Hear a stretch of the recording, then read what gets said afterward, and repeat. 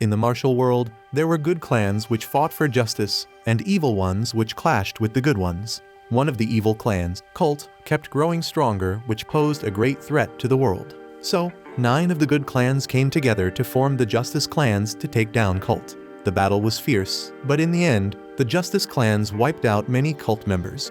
They then confronted the leader, the Dark Lord, Bashan, who wasn't scared and didn't see anything wrong with his sect. He also didn't understand why he was being attacked. The Justice clans explained that they invited him to join the Martial League, but he refused by clapping their messenger. Bashan defended himself, saying that the messenger harassed one of his disciples. However, the Justice clans didn't believe him and asked him to ice-sky himself if he had any sense.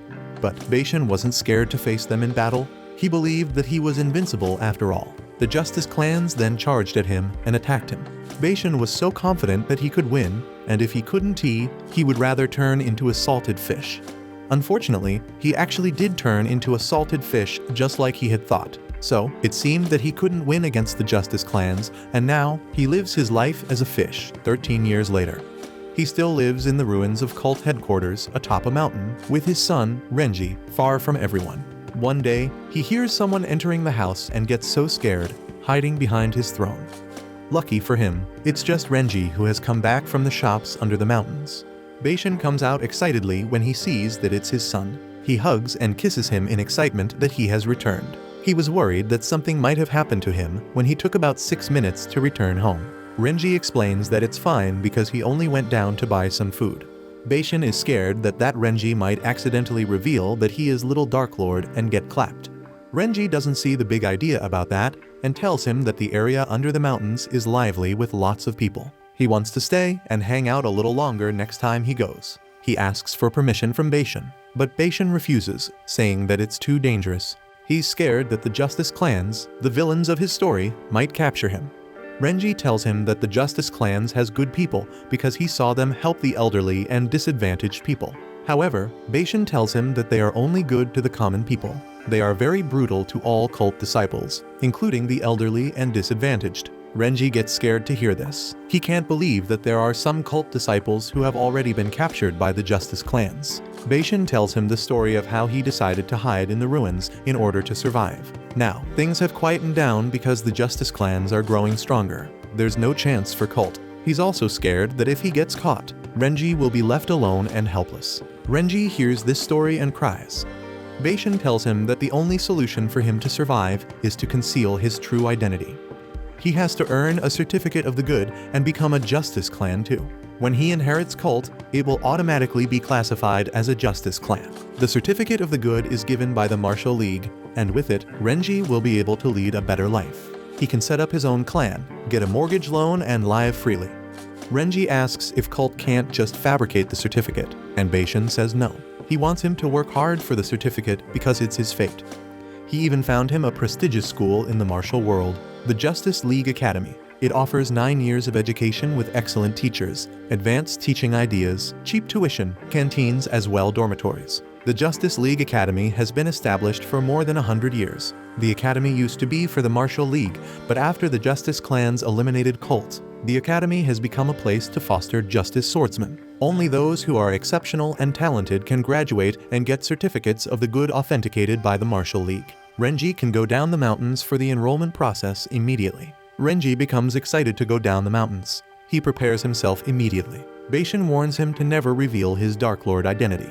And to be extra safe, he has arranged for Cult's right-hand man and master of disguise, Li Dongfang, to escort Renji and protect him at all costs. Li and Renji quickly leave to go down the mountains as Bashan says his goodbyes. Renji wants to succeed in his studies and get the certificate of the good and reform Cult.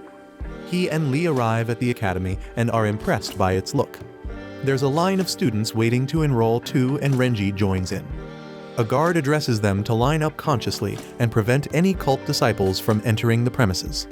He repeats that they must strictly guard for safety so that no Cult disciple can enter the campus. He even addresses any Cult disciples that may hear him to not take any chances. If they discover any Cult disciples, they will execute them instantly. Renji and Li become extremely nervous, but they stay in the line. The door to the campus opens and a boy comes out flying from it. He asks why he was hit, explaining that he's not a Cult disciple. The man who threw him out is the chief of guards, Kang, and one of the teachers at the academy. He appears and points out that the boy has a big cult character on his chest. The boy starts to flex his other character on his back, saying that he designed the suit he's wearing himself. The other character says Tom, and together with the first character, the suit says Cultum. That's the boy's name. Kang doesn't buy it though, so he suplexes Cultum right then. This scares Renji and Lee. Kang asks the other guards to take Cultum to the cult slaughterhouse, which scares the duo even more. The announcing guard keeps repeating that cult disciples shouldn't try their luck because they'll die if they are discovered. Renji asks Lee what they should do, and Lee tells him to calm down because they don't have any cult symbols on them. Unfortunately, other guards arrive while hitting the gong, announcing that the son of the Dark Lord has showed up to the martial world again. They even have a dummy dressed as Renji to alert people to report anyone who's wearing the same clothes. Renji has never felt so scared and so defeated before. Some people get pulled out of the line because they are wearing similar clothes. Kang sees Renji, who is crying, and asks him to stand up.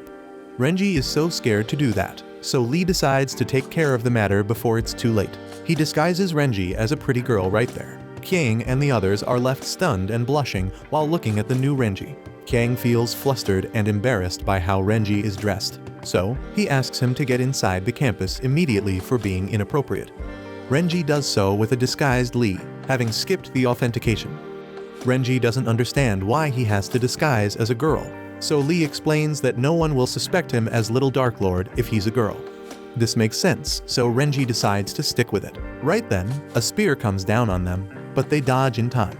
The girl who threw it seems to know that they are cult members and asks them to surrender. The girl is Yu Mingju. She's the daughter of the Martial League leader and the director of Discipline Department. Renji starts shaking in fear again. Lee thinks he has no other choice but to fight Mingju to protect Renji. Surprisingly, Mingju thinks that Lee has disguised himself as a woman to harass the poor girl, Renji. She knows he's from cult, but she doesn't think Renji is also from cult, so she aims her spear at Lee. Lee decides to reveal his identity and play along with what Mingju is saying. He pretends to give up harassing Renji and lets him go over to Mingju. He asks her how she knew he was from cult, and she replies that it's because he's a rough-looking man in women's clothing. She decides to attack him, and he defends himself. He's too strong for her, but she doesn't back down. Renji is also worried that Lee might hurt Mingju, but Lee telepathically reassures him that he won't. When Mingju realizes that she can't bring Lee down, she decides to use her Kai. But before she can, a boy, Saiyan, suddenly appears from the sky and attacks them. Lee uses this chance to get away from there and leave Renji behind. He, telepathically, tells him to be careful with his identity before disappearing. Mingju and Saiyan argue about Saiyan creating too much dust that let Lee get away. Renji comes to thank Saiyan for saving him, and Saiyan introduces himself, but Mingju doesn't let him finish because she's mad at him for letting Lee get away. Saiyan replies that if it wasn't for him, the two girls would have been in danger. This makes Mingju even more furious because she's stronger than Saiyan. Renji doesn't know what to do in this awkward moment, so he tells them that he's going ahead first. Mingju decides to go with him by taking his hand and leading him away from Saiyan. Saiyan stops them and asks for a toilet paper if they have it. He wants to go to the toilet. Renji gives him his silk scarf and tells him to keep it. Saiyan is moved with this kindness and warm-heartedness. He asks for Renji's name because he wants to be friends with him. Before Renji can reply, Saiyan runs away to the toilet because he can't hold it in anymore. Mingju is not impressed with him. She's not impressed with any man for that matter. She hates them and doesn't understand why they even exist. Renji is scared by Mingju's hatred for men because he's also a boy. Mingju takes his hand and holds him close to her, telling him that she prefers girls because they are honest and adorable. She asks for Renji's name. Renji is so nervous that he actually tells her his real name. She compliments it and introduces herself, telling him that he can ask her for help at any time.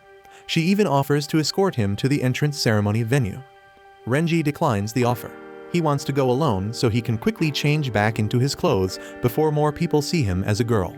But Mingju doesn't let him. She forcefully drags him to the venue on her own. As they walk, Mingju suddenly stops to ask him how much he knows about cult. Renji becomes nervous and tries to deny knowing anything about cult. Mingju brings out a portrait of him and asks who it is, which makes him start to panic, thinking he's been found out. Mingju then tells him that the portrait is of the Dark Lord's son who's 14 years old. She describes him, his favorite food, and that he's guarded by Li, a master of disguise. However, even with this much information, she doesn't know his name, which is why he hasn't been caught. Renji is relieved when he realizes that Mingju doesn't think he's the culprit. She hates men so much that she couldn't accuse a cute girl like Renji of being one of them. She also has a condition which makes her forget people's faces. Renji is so relieved that he's panting heavily for getting away with this. Mingju notices this and feels bad for revealing such scary information to Suchim. She decides to be careful in the future in order to protect her new friend. She tells him to calm down as the little Dark Lord will be found soon. Renji asks what she'll do when she finds him. She replies that she'll give him her special hospitality, which, in Renji's mind, looks like a butcher at work. He becomes so scared of her that he decides he won't ever let his identity be known. They then hurry to the entrance ceremony before they miss it. They reach the venue and Mingju tells Renji that she's going to help with the activities. She'll meet him after the ceremony. After she has left, Renji looks around by himself and is amazed by everything and the many people there. He thinks everyone looks very friendly and that he'll be able to make friends soon. The ceremony starts and Mingju announces it. She introduces the headmaster, Master Fate, who will deliver a speech. The headmaster comes out and starts speaking, impressing everyone who looks up to him, including Renji. He congratulates them for getting admitted to the school and introduces himself again. All of this is taking so long that the crowd starts to lose interest and falls asleep, except for Renji, who is still marveling at the headmaster. Mingju reminds the headmaster to be quick, so he jumps to asking the crowd to recite their motto, which starts with, "Our aim is to eliminate cult members." This is the most aggressive motto Renji has ever heard. They continue to chant that they will fight any cult disciple they meet to the death. Renji is so scared for his life. He realizes that his father was right about the Justice clans being scary people. He decides to sneak away right then before he gets found out. But there are guards at the gate and they are scary too. So, he goes back into the crowd to hide there and shake in fear. After, the headmaster asks them to raise the flag, which is the dummy with Renji's clothes. Mingju shoots it with a torch arrow and sets it on fire. The crowd cheers. Renji is terrified because the dummy is him. If he's ever found out, he'll burn like it too. The head of the dummy pops off and flies up to the sky to release fireworks and a ball called the fake ball. Everyone wants to catch the ball because they'll get a gift if they do. But Renji is looking at the gate in order to make an escape. He runs out of the crowd and makes it near the gate. Before he reaches it, the ball bounces off the hands of the crowd and makes it to his hands. The next thing he knows is that he's on stage with Mingju and the headmaster to give a speech. He was the lucky one, so he must be honored with a gift. The crowd cheers for him, but he is panicking because he thinks he's going to be found out. Mingju announces that this year's gift is a wooden sculpture of the headmaster. She hands Renji the sculpture and Renji asks what else because he's not impressed. Mingju replies that's it. The sculpture equals to 10 years of the headmaster's cultivation. The crowd becomes jealous because this is a big deal. The previous year, they only received a restaurant voucher, and the year before that was the headmaster's wig. Renji is still nervous, but Mingju tells him not to worry because she's there with him. She then asks him to introduce himself and his sect to the crowd. Renji starts panicking again. He quickly says his name and that he has no sect. The crowd is confused because he managed to get into the academy without a sect. Mingju tells them that anyone except for cult members can study there. The headmaster comes to Renji to test his cultivation aptitude before he transfers his Kai to him. He tells him that he shouldn't worry about whether it's yin or yang because he can make it harmonious, even if it's cult cultivation. Renji becomes scared when he hears this and pulls away his hand in fear. He steps back, saying that he wants to work hard by himself without the help of the headmaster. The headmaster tells him that they have a deep fate, so this is a must. He channels his Kai to his hand and asks Renji to accept his cultivation. This is a must. But Renji gets too scared and runs away. The headmaster has to chase him around the stage to transfer the Kai. The crowd is impressed by Renji's determination and feel inspired to become better on their own too. The headmaster becomes tired and stops chasing Renji. Renji tries to walk away, but the headmaster stops him. He decides to give him a long-distance transfer of the cultivation, which knocks him to the ground. Mingju quickly checks on him and finds that he feels fine. She explains that the headmaster is a persistent person and will find a way to achieve what he wants no matter what. Renji is still impressed by the cultivation because it makes him feel relaxed. But he quickly realizes that he feels relaxed because his fake chest has fallen out of his clothes and is on the ground. Mingju and the crowd are stunned to see this too. Some of them even start thinking that Renji might be a male cult disciple pretending to be a girl. Renji starts to feel like his time has come to an end. He starts regretting leaving the mountains in the first place. If he had just stayed home with his dad, he wouldn't be this humiliated. Mingju stands in front of him and defends him for having a flat chest. But the crowd doesn't care for her speech. They want proof that Renji is not a dude with a cute face. Renji is still panicking. He knows that if he tries to prove it, he'll just prove them right. Mingju decides to give them proof by kissing him, shocking everyone there. She says that because she hates men, the fact that she kissed Renji and is still fine is proof enough that Renji is a girl. Renji is still flustered, but relieved that the crowd will let it go now. After everything, Renji starts to panic about the kiss. He doesn't think he can face Mingju now. Mingju comes to ask him if he's hiding anything else from her. Renji says no, so she tells him to never hide anything from her again.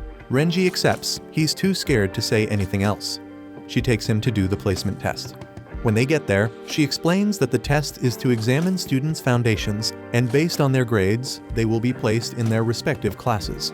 The top, advanced, and common class. If they fail the test, they can get expelled. Right then, the examiner of the placement test arrives, Kiang, the chief of the guards. He tells the students that they will be called one by one to come and introduce themselves. The first one to be called is Mingju, and she's from the Mount Hua sect. Renji is amazed by her because she knows so much about the school even though she's a freshman as well.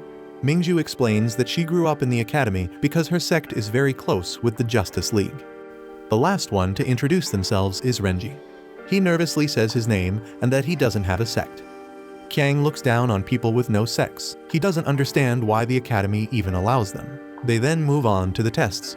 The first one is a speed test with a time limit of 30 minutes. They have to run 50 laps around the tournament stage. But Renji has to run 100 laps because he doesn't have a sect. Kiang is hoping that he will drop out immediately, but Renji finishes the 100 laps in an instant. Surprising him, Mingju comes to Renji, tired from the running.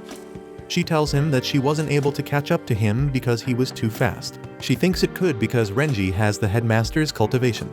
Kiang is surprised to hear this because he wasn't there when Renji caught the fate ball. He gets mad and silently vows to eliminate him in the next round. The third test is a tactical test. The students have to throw 3 knives at a target, and if one of the knives hits the target, they will pass. When it's Renji's turn, he throws all 3 knives with ease and hits the bullseye. This impresses all the students but not Kiang. He decides to fail Renji anyways. Mingju stands up for Renji because that's not how it should work. But Kiang tells her that as the chief examiner, he can do whatever he wants. He can assign her to the common class if she doesn't shut up. Mingju doesn't want that, so she stops talking. Suddenly, another student attacks Kiang with sunflower seeds. It's by Rhyming from the Sunflower sect who hates unfairness and has a loud attitude. Kiang doesn't know who she is and why she's suddenly there. She introduces herself and advocates for justice for Renji because he's excellent. She asks if Kiang will fail her too because she's speaking up for someone else. Kiang asks her what her scores were for the previous tests. Rhyming replies that she failed both of them, meaning that she's already in the common class. Kiang doesn't want to hear her and her unknown sect. He dismisses her. Rhyming tells him that her sect was very popular even before Kiang was born. It was well known in the martial world. Kiang starts to think that maybe Rhyming has some amazing techniques if she's so confident in her sect despite failing. He decides to challenge her, and if he wins, he wants her to leave the academy immediately. Rhyming agrees and says that if she wins, she wants Kiang to acknowledge Renji and apologize to him.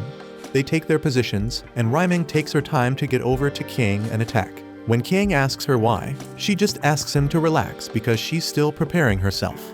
It's evident that she's actually scared and isn't that strong.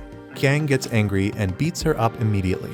Rhyming is in pain and accepts defeat right away.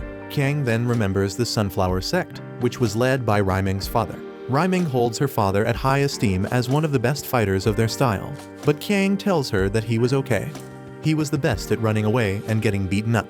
Rhyming gets mad at Kiang for saying this, but Kiang doesn't care because he thinks their sect is trash. Rhyming is hurt and tries to fight Kiang again, but Kiang throws her against the ring of the stage and calls her a coward's daughter. Rhyming can't help but cry, which touches Renji, reminding him of his father. Rhyming's father used to take care of her, while Renji used to take care of his father. He relates to her story and responsibility to carry their sects. Rhyming gets up to continue fighting because she wants to make a name for her sect. Kang becomes angry and tries to attack her with all his power, but he gets blocked by Renji, which infuriates him. Renji thanks Rhyming for standing up for him and tells her he'll take it from there. He challenges King and King gets angry with him too and accepts the challenge by attacking him immediately. Renji blocks his attacks and takes Rhyming off the stage while dodging. He passes her to Mingju, which makes the students cheer for him. As the fight continues, Renji keeps dodging Kang, which makes him and the students there wonder why he doesn't counterattack. He doesn't want to counterattack because he only knows cult kung fu. If he uses it, he'll expose his identity. His father told him to never use it because he was too skilled in this style. When he was growing up, many cult members taught him their special skills, and some of the elders transferred their kai to him in order to protect themselves. He's now the most skilled and strongest member of cult, even stronger than his father, the Dark Lord. He asked what to do if people kept bullying him. His father replied that he should slap them. So, Renji slaps Kang so hard that he goes flying. Kang is shaken and instantly recognizes the slap skill as that of the cult's Lust Queens. The World Oblivion slap, which was very famous. He realizes that Renji is a cult member. He gets up and tries to bust him, but before he can, he gets overwhelmed by lust. This is a special feature of the slap. It makes anyone who gets slapped to be tortured by lust, which causes their kai to leak out uncontrollably. When Kang's kai leaks out, he faints and writes "cult" with his finger on the ground, but no one sees it. The students are extremely impressed with Renji to care about Kang. They praise him and toss him in the air. Right then, a gong sounds to announce the arrival of Yu, the Dean of Discipline Department. Mingju immediately introduces herself to him, but he ignores her and goes to Kang. He's disgusted by him for getting defeated by a freshman. He tells the students that they have information about a cult disciple being among them. He asks that the disciple reveal himself if he wants to die a dignified death. Renji starts to panic once more.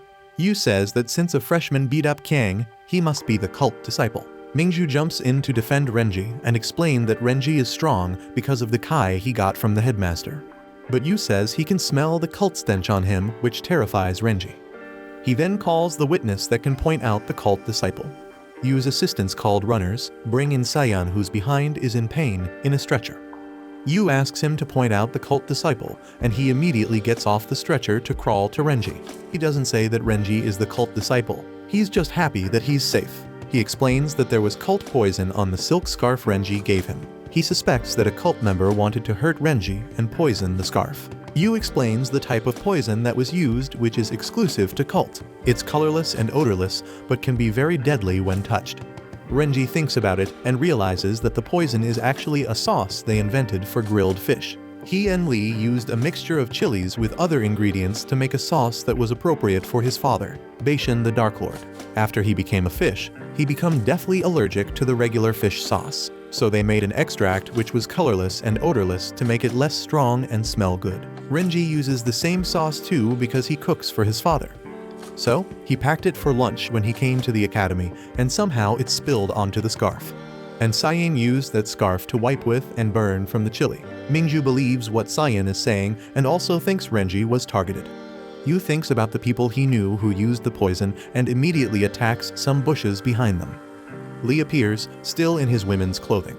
He knows Yu, they've probably fought in the past. Renji is nervous to see him, and Yu attacks him for causing trouble. They go back and forth exchanging strikes, and Lee ultimately leads Yu away from the area. The runners announce the test results and place the students in their respective classes. Mingju makes it to the top class and hopes that Renji will make it there too because he even defeated Kang. Many other students get placed in the advanced class, but Renji gets placed in the problem class, which he didn't even know existed. This shocks everyone, especially because they know that Renji doesn't deserve it. The problem class is located in the most unappealing corner of the academy where all the glory of the school doesn't reach. It's the shabbiest building of all with weird and ugly features. There aren't many students in the class, but there are the weirdest ones. There's one boiling himself to cultivate better. Kultum is also a part of this class. He was somehow spared, but he has changed the cult character on his clothing to Cup to avoid trouble. Sayan is also a part of the class and is happy to see Renji. He goes over to him and Renji asks him if he's familiar with the school and if he finds the problem class weird. However, Sayan gets distracted by the boiling student, Dolly, and goes over to watch him. When he asks Renji what he finds weird, Renji says nothing. deciding to let it go because Cyan is clearly weird too. Renji hears rhyming behind him. She is also part of the class and addresses them all because they don't have a teacher yet. Each one of them is just doing their own thing, and she doesn't like that. She wants to be their head teacher to have them be organized. Renji was hoping she would be the most normal one in the bunch, but she's clearly not. She wants to teach them the unique skills of the Sunflower sect. Right then, Yu arrives and scolds them for making too much noise. He deducts 6 points from rhyming for throwing shells of seeds earlier and for standing on the podium. All the students in the school have points which can determine whether they pass their class or not. These are called moral points. Those with points below 0 are placed in the problem class and will be severely disciplined since they are underachievers. If 100 points are deducted from them, they will get expelled. This makes rhyming a little obedient and sit down. Yu starts to deduct points from the other students as well. Cyan for using the bushes as a toilet, Dolly for using the pot he's boiling in and having a girlfriend named Pinger, one of the other students. Jinshi, a blind student, for writing poems instead of doing his test. Another student named Waotu for sleeping in class and not bathing. He deducts from Kultum for causing trouble with his clothing earlier. And lastly, he tells Renji that injuring a teacher on the first day of school will get him a 100 points deduction. This means that he gets expelled. He then tells the runners to go and get Renji's belongings, which have his poison scarf and his well-known clothes. Renji becomes nervous because they might find out who he is if they put 2 and 2 together and burn him. Cyan protests to this, so does Ryman.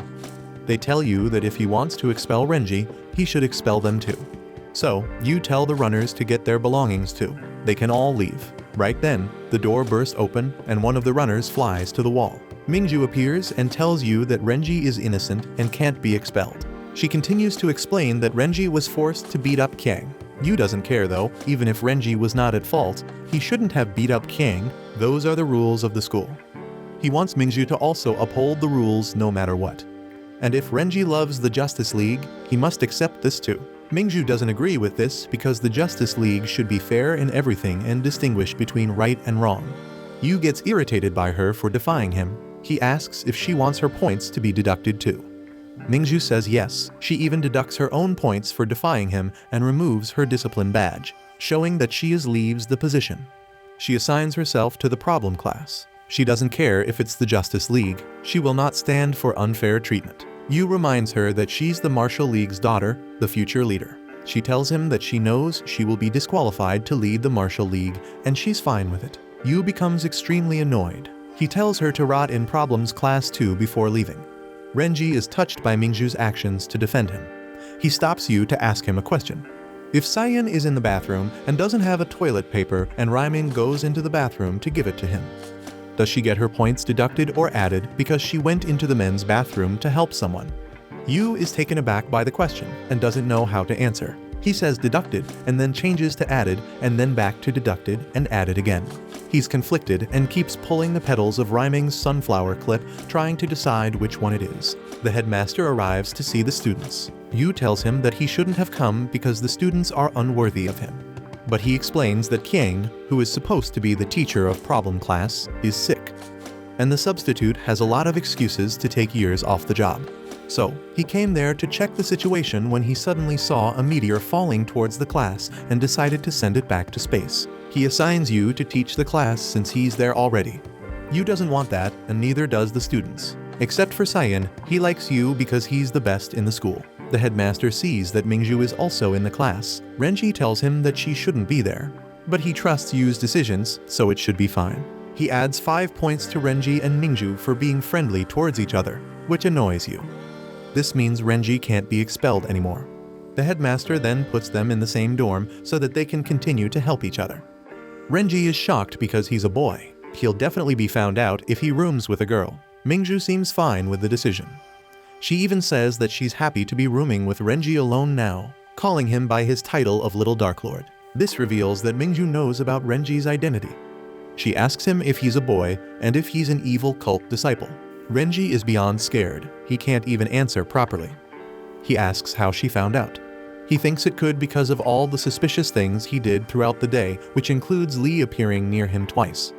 But she found out because she went through his belongings and found his clothes. Renji asks her what she was doing in his belongings. She shows him the dolls she made of the two of them that she wanted to put in his bag. She wanted to surprise him with a keepsake. She asks him what he's doing there disguising himself as a girl. Renji explains that he's there to get the certificate of the good and not to do any evil. But Mingju doesn't believe him. She says that all cult members are liars. She approaches him with her spear ready, making him become on edge and blast out his kai to throw away the spear against the wall. He continues with this and begs her to let him explain and give him a chance to become a good man. Mingju finally agrees as she realizes that his kai is too strong. After Renji explains the situation, she calms down and believes him. She says that he doesn't look like a bad guy because he's been friendly and kind the whole day.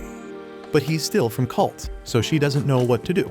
She ultimately decides to report it to the school anyways. Renji begs her not to with his cute pouty face. Mingju likes his face and can't resist it. So, she decides that she will not report him. She will be observing him, and if he's not evil, she will let him get his certificate. Renji is relieved and happy that she'll give him a chance. She then remembers that she kissed him earlier and everyone saw it. She's so embarrassed and is scared that people might find out that she kissed a boy. So, she asks him to continue pretending to be a girl so she doesn't disgrace her sect. Renji agrees. He's happy that not all people in the Justice League are terrible, but he changes his mind when Mingju threatens to clap him and send him to his dad in pieces if he lies to her again. They go to bed and Renji can't sleep. He's thinking about his dad and the mission he must complete. Mingju is also making it hard for him to fall asleep as well. She talks in her sleep and suddenly gets aggressive at the thought of men, throwing her spear around. And then she pulls him close to cuddle him at the thought of cute girls. It's a hot and cold situation that Renji can't let his guard down in. The next day, Mingju feels refreshed after a good night's sleep, but Renji looks like the Walking Dead because he couldn't sleep a wink. They get together with the others and acquaint themselves. As they're doing so, Yu arrives in a bad mood. He doesn't want to teach these students. He tells them that he will teach them with the strictest attitude and in the most rigorous way. He wants to give them another placement test. His tone makes it sound like it's a form of punishment, and his face suggests that he means it.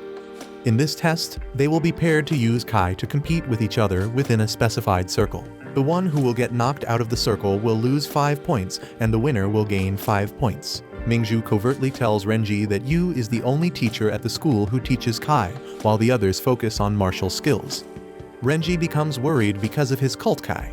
Mingju tells him that she will compete with him so that he doesn't get found out. Yu appears right beside them immediately and disagrees. He says because Renji has the headmaster's Kai, he will be too dangerous for his classmates, so he must compete with him instead. Renji worries even more. The test starts and Mingju goes first with Jinshi. She's worried about Renji being found out because Yu is a master of Kai who has studied all types of Kai, including cults. If Renji attacks him even once, it will be over for him because Yu will instantly execute him. She passes her test because Jinshi walked out of the circle due to his blindness. The next pair is Kultum and Pinger wins right off the bat. The next one is Cyan and Dolly. They both fight with martial attacks without using their Kai, which makes them both fail. The last pair is Rhyming and Waotu, the stinky student. Rhyming first starts by reading her sect techniques from a book. So, Waotu knocks her out of the circle while she's distracted and wins. All the students are just terrible at the test that they have finished it quickly. Yu hopes that Renji won't disappoint him as it's their turn to compete. Mingju worries about Renji, but Renji tells her that it's fine. He walks over to the circle and Yu enters it too. Yu is still angry at Renji for humiliating him the previous day and wants to make sure that he gets expelled for real this time. He immediately attacks and Renji defends using the headmaster's Kai, which he has gathered to his palm. Mingju is relieved to see this, but she notices that Yu is still angry. He wants to teach Renji a lesson and continues to attack him. Renji blocks the attack, and Yu increases his Kai to attack him with a more powerful move. He fails to defend himself in time and gets hit. But he withstands it even though it tears his clothes. He then becomes worried that if his clothes come completely off, the others may see that he's a boy. He looks to Mingju for help. Mingju asks Yu how he could destroy a girl's clothes, and Rhyming calls him all sorts of names for this dirty trick. Yu asks Cyan to give his clothes to Renji, which makes Cyan comment that Yu is using dirty tricks to win. Yu gets annoyed and questions Renji for worrying that his clothes are torn. He tells him that if he was fighting a cult member, he wouldn't even get the chance to whine because even a second of distraction would end him. That's how dangerously evil cult is. He asks Renji to treat him as a real cult member. This makes Renji angry because he knows that cult members wouldn't do this, so he decides to continue fighting in his state. He tries his best to hold Yu's Kai back, but Yu is too strong and keeps pushing him back. If he makes it out the circle, he'll get expelled, and he doesn't want that. Yu notices that Renji is hiding another Kai is his body and asks him to unleash all of it, but Renji refuses. However, he increases his current Kai until it leaves this body and pushes Yu away as it transfers to him. Yu doesn't want to leave the circle and risk adding points to Renji. So, he counters the pushback with an attack to slow himself down. The attack lands on Renji, but Yu has stepped out of the circle, making him the loser. He also loses his hair because the headmaster's Kai is very masculine and will do this to anyone who's not an innocent kid or born with it. The students rejoice for Renji's win, and as he runs to them, his clothes completely fall off, completely exposing him, quite literally. Luckily, Lee appears right then and creates a barrier around Renji and quickly changes his clothes. He then puts on his disguise and asks the students who tore Renji's clothes. Rhyming points him to Yu, who is frozen in shock of his hair loss. Lee goes over to punch him before coming back to tell the students that he's there for them if anyone else bullies them. His disguise is so good that Mingju doesn't see through it. She thinks he's a kind woman and is happy for his help. Yu gets up and shamefully credits Renji with his 5 points, making everyone happy. He also lets him know that he hates him so much, and if he ever catches him violating any rules, he will kick him out of the school. He then walks over to Lee, who he doesn't recognize, and gives him his address to send him a wig. He leaves while telling Renji to never attend his class again. After a week, Renji writes to his father telling him how school is and how his classmates are. He's happy with everything, but he's worried he won't pass because he still has minus 90 points. He prays he can pass and get the certificate he needs. Yu arrives in class with his wig on. He scolds Renji for not studying hard enough and having too much fun with dressing up, which is why his points haven't gone up. Renji blames him for this obviously, but he wouldn't say it to his face. Yu then moves on from that and introduces a new girl to the class. Her name is Tang Tang, and she's from the Tang sect and Green City. Everyone in class likes her immediately. Yu then tells them about a new rule that the academy released. It states that anyone who has less than minus 30 points by midterm exams will get expelled. Mingju doesn't buy this because there has never been such a rule before. She thinks Yu is targeting Renji again. But Yu shows them that the document was signed by the headmaster himself, though it looks suspicious. He also says that Tang Tang has minus 60 points too, so the rule also applies to her.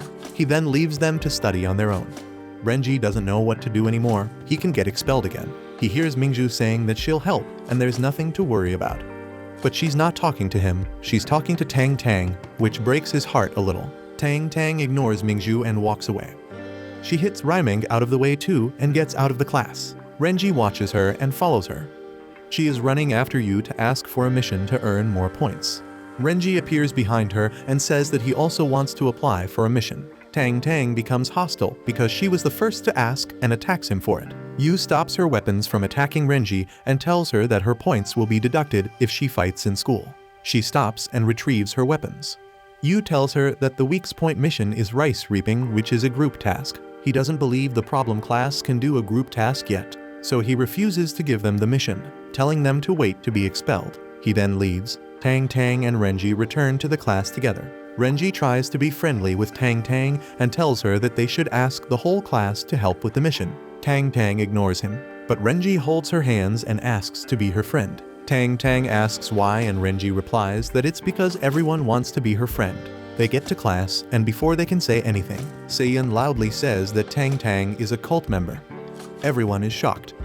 Renji asks Seiyan how he knows, and he explains that his godfather told him that the leader of the Tang sect and cult collided secretly. The leader then ice-skate himself to avoid punishment.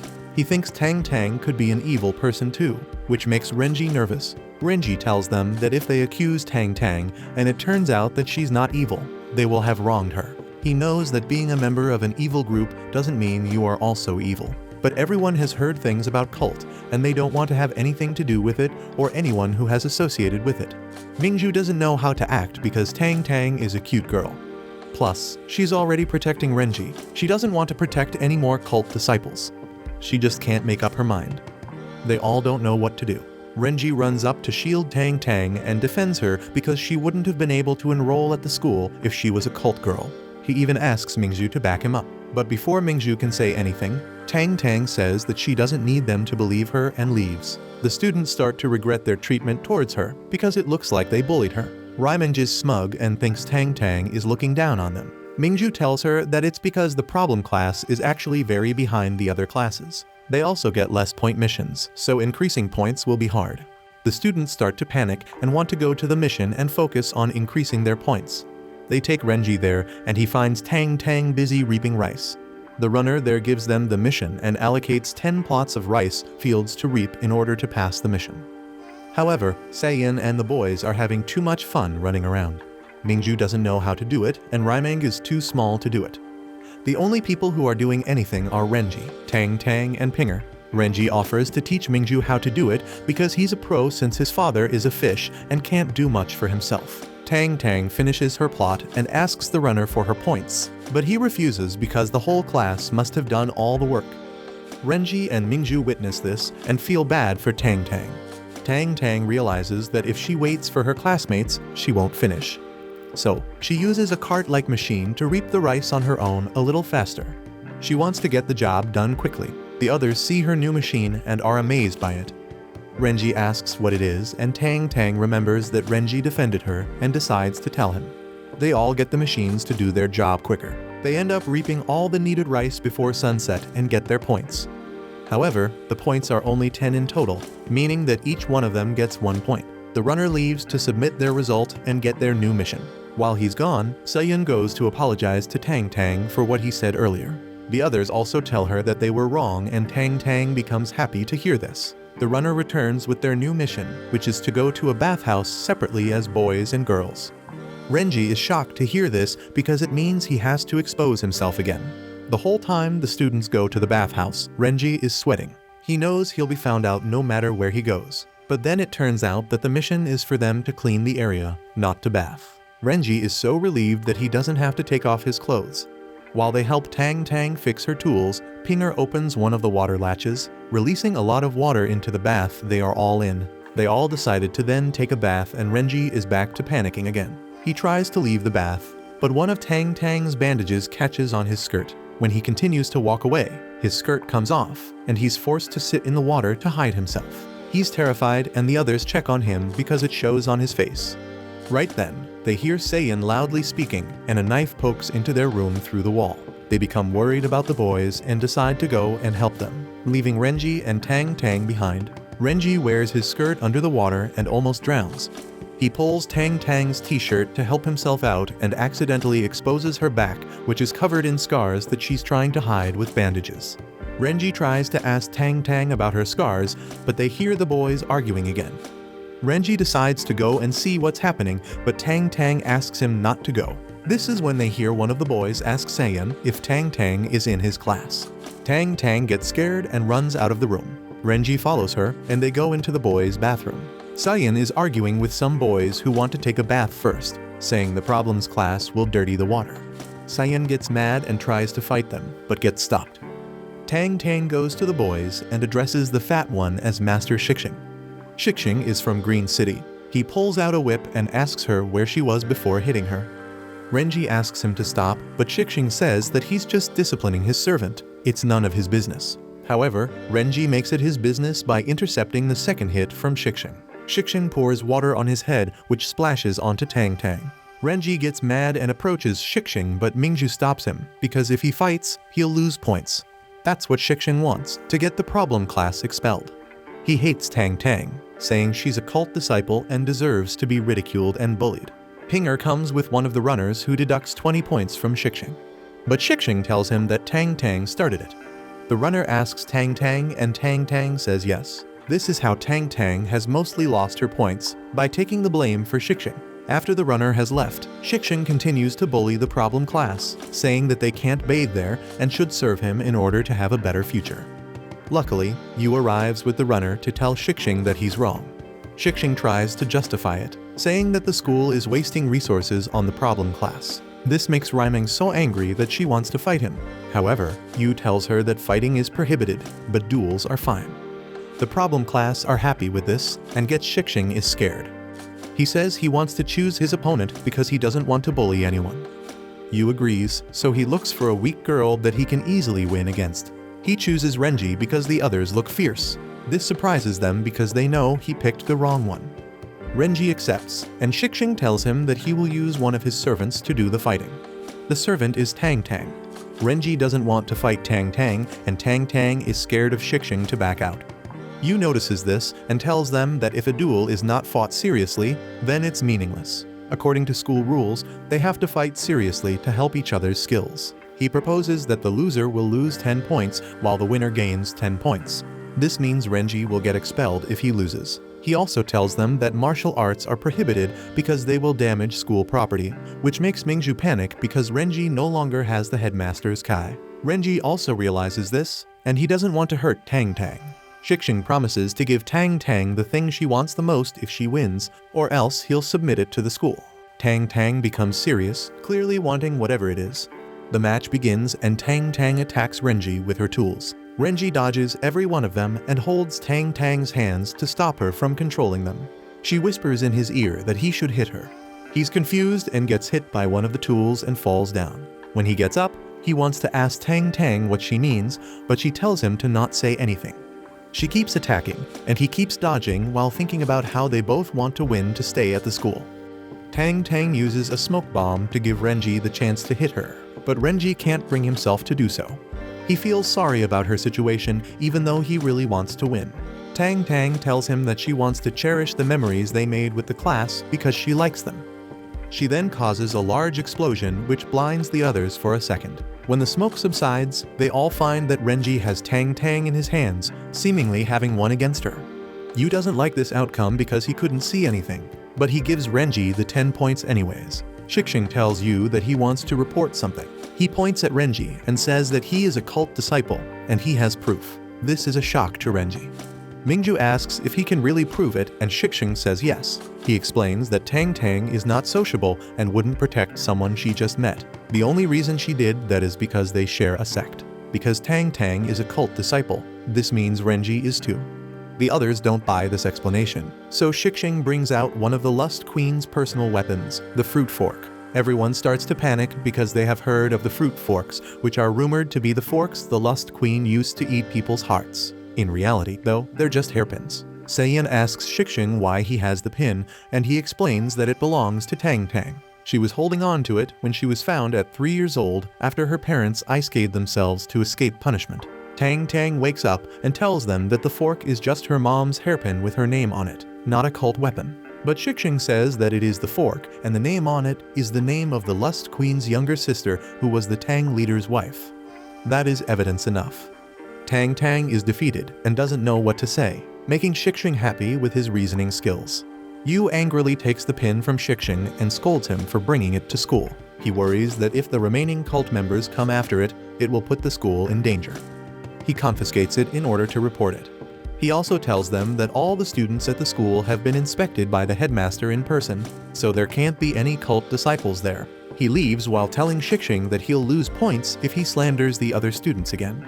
This makes Shixing so angry because the pin is his property and wants to report the matter to his dad. He tells the problem class that he will crush them one day before leaving. Renji and Mingju help Tang Tang up. But Seiyan and 4 other students refuse to associate with her because of her cult status. Mingju tries to defend her, but the others tell her that they want to think about it first. Renji feels bad because the others don't actually hate Tang Tang, they just can't accept that she's a cult member's child. Tang Tang bows to Renji before running out of there. Renji goes after her, but he searches forever and doesn't find her. He calls out to Lee, who comes out to meet him. He asks him if Tang and his wife were cult disciples, and Lee tells him that the Dark Lord looked up to them. He wanted them so badly. He wanted them to join cults, but they were too good for him and would hit him every time they met him. So, Tang Tang isn't a cult disciple because her parents were never associated with cult at all. Mingju arrives and Lee gets away in time. She asks if Renji has found Tang Tang, and he says no. Renji wants to do something and Mingju wants to help him even before she hears it because she stands for justice no matter what. Tang Tang is a good person, and when good people need help, Mingju won't just stand by and watch. Renji is happy to hear this and tells her his plan. He wears his real clothes and stealthily makes way to Shixing's dorm at night. He listens to Shixing scolding Tang Tang for making him a laughing stock in front of problem class. He then shows her the portrait of Renji, but the face has ink on it. He describes him but admits to not knowing his face. However, he doesn't care who it is. He wants Tang Tang to take similar clothes to problem class and pick out a random boy to put them on him after knocking him out first. He wants to frame someone as the little Dark Lord and have them expelled. But Tang Tang doesn't want to do that, saying that Renji and the others are her friends. Shixing laughs at her because if they really were her friends, she wouldn't be there with him. He says that they threw her out because they also don't want to be associated with a cult disciple. Tang Tang doesn't care, though. She doesn't want to betray her friends. Shixing slaps her on the face and tells her that she's no longer welcome to Green City as he whips her. He wants her to repay her debt because he and his people took her in and helped her when she had nothing. He even wants her to be the little Dark Lord and get her into trouble. Right then, Renji makes it through the window with his kai and a mask on his face. He slaps Shixing multiple times, but Shixing doesn't understand why. He asks who Renji is and Renji replies that he's the little Dark Lord that Shixing wants to impersonate. He then uses a near-fatal move on him, after Tang Tang attacks Renji for having destroyed her family. Renji starts to get worried. He runs away, but Tang Tang chases him until they reach the arena where she attacks him. He keeps dodging, but then decides to fight her because she doesn't want to give up. He uses his kai to hit her, sending her to the wall. He then sets the flagpole in the arena on fire, and people quickly see it.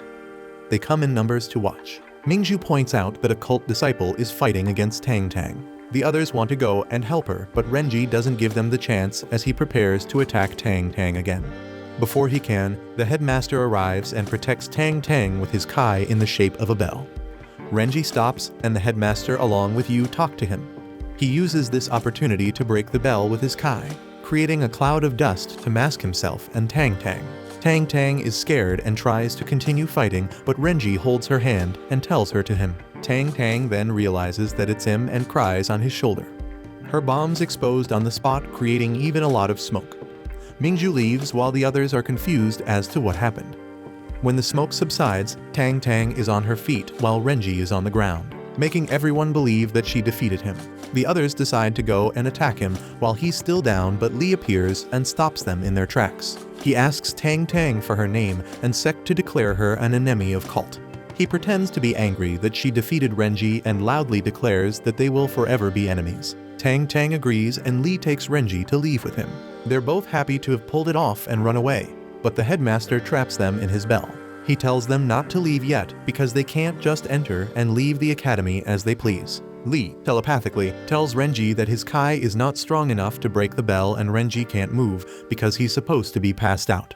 Renji realizes that the headmaster has seen through their plan and will bust him for sure. He panics, but Lee tells him to not worry and stay still. The headmaster asks them not to move, but Lee tells him that he wants to take Renji to the hospital. The headmaster tells him that if Renji dies, he'll save his soul.